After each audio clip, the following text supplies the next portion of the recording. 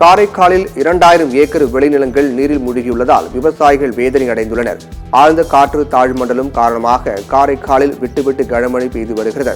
இந்நிலையில் சுமார் 2000 ஏக்கர் விளைநிலங்கள் நீரில் மூழ்கியுள்ளதால் விவசாயிகள் வேதனை அடைந்துள்ளனர். விழுப்புரம் நாகை நெடுஞ்சாலையில் மேற்கொள்ளப்பட்டு வரும் பணிகள் காரணமாக பாபநாசம் வாய்க்கால் மற்றும் வடிகால்கள் சீரமைக்கப்படாமல் உள்ளதாக குற்றம் சாட்டியுள்ளனர்.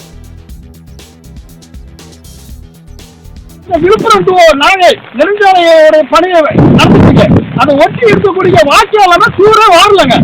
பாத்தீங்கன்னா அருகாமையில் கூட வாக்கியாளர் சூறே வாழல. சுத்தமா பல முறை வந்து விவசாயிகளுக்கு பொறுத்து கூட்டத்தில் பல இடத்துல சொல்லியாச்சு.